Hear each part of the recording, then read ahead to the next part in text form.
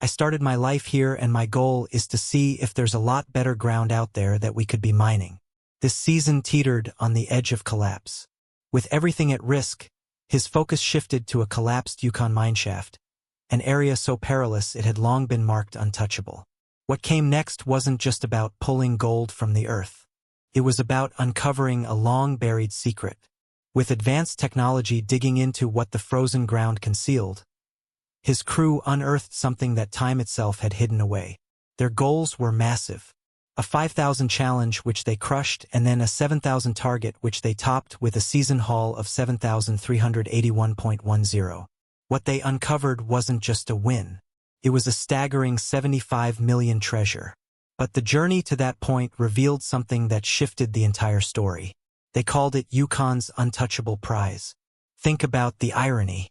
These are men who battle colossal machines, frozen soil, and the brutal wilderness every single day. Yet, some places carry a reputation so heavy even they hesitate.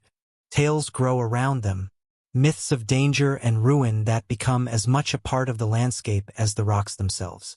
The Widow's Cut was one of those infamous places. This shaft wasn't just risky, it was outright forbidden. No rational miner would even consider it. But the thing about legends is they don't appear out of nowhere. This wasn't campfire superstition.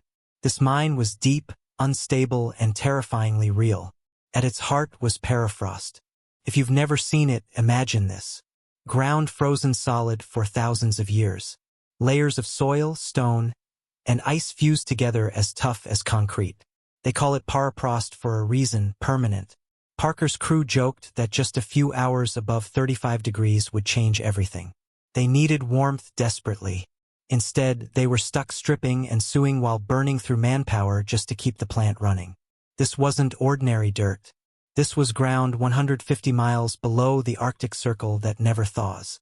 Digging into it was less like mining and more like smashing through an ancient fortress of ice. And the danger never left. Imagine tons of frozen rock and soil ready to collapse at the smallest mistake. One wrong vibration from an excavator and everything could come crashing down. For miners, good ground means everything. But here it meant risking lives and careers in a heartbeat. And if cave-ins weren't enough, another killer lurked just beneath the surface. Flooding. Melting permafrost or an underground spring could instantly weaken the shaft walls. Think of the ice as glue holding everything together. Add a little heat and that glue turns to water. Suddenly, your solid wall becomes a torrent of mud. And in moments, millions of dollars of equipment could be swallowed whole. Faced with that level of risk, no one would blame Parker for walking away. Sure, the stories promised a fortune in gold hidden down there. But was it worth betting lives and an entire season's work? Most would say no. But Parker Schnabel isn't most people. Where others saw catastrophe waiting to happen, he saw another summit to climb. He wasn't about to turn his back on this challenge. Not when there was a chance to prove himself once again. I started out here determined to figure out if there was richer ground waiting to be uncovered. But the pressure was already crushing as the unforgiving Yukon winter slammed into the gold fields. Felt like the entire season was closing in on Parker and his crew. Their machines were breaking down constantly, and getting replacement parts was a logistical nightmare. Pipes froze on them again and again, each one a battle against the bitter cold. To even stand a chance of making headway, they needed stretches of warmth at least 4 hours above 35 degrees Fahrenheit. But the weather wasn't giving them a break. And yet, sitting around and waiting was never an option. In gold mining, time literally equals money. Every lost day meant their profits drained away like water through their fingers. Suddenly, alarms flared. Tyson, shut it down. One shouted. Something had gone wrong. The wash plant was letting loose, threatening to bring the entire operation grinding to a halt. The original goal was ambitious enough, 5,000 ounces for the season. But now, staring down disaster, they were talking about pushing towards 7,000. It was an almost impossible dream given the circumstances. But Parker wasn't the type to back away. One way or another, they were going after that gold. This wasn't a fight they could win with sheer muscle. Parker knew the only way forward was with intelligence and technology. If brute force couldn't crack the widow's cut, then drones and advanced systems might. Accepting the challenge was one thing. Beating it was another entirely. Here's where modern tools gave them an edge the old Klondike pioneers could never have imagined. Back then, it was just picks, shovels, and grit. Parker's team still had their excavators and wash plants, but this time they brought out their real trump card: cutting-edge aerial surveying. At the heart of it was LAR light detection and ranging. This technology uses lasers to scan the ground, sending out millions of pulses every second. Each beam bounces back, painting a precise three-dimensional picture of the land. The beauty of L is its ability to cut through obstacles, trees, brush, layers of loose dirt, and reveal what's truly hidden beneath the surface. But they didn't stop there. They combined LAR with high-level drone mapping, and the results were groundbreaking. It was the kind of innovation miners had been chasing and failing to perfect since the 1980s. At first, the plan was simple: dig a brand new entrance. A fresh shaft or ramp might bypass the dangers. But with unstable permafrost and constant flooding risks, that idea was shaping up to be too dangerous, too expensive, and too slow. "It's a gamble we'll just have to take," one crew member admitted. But even they knew every hour wasted was draining fuel, burning wages, and wasting time with no gold to show for it. If they didn't solve this puzzle, the entire season would collapse into a financial disaster. Their only hope was cracking the widow's cut.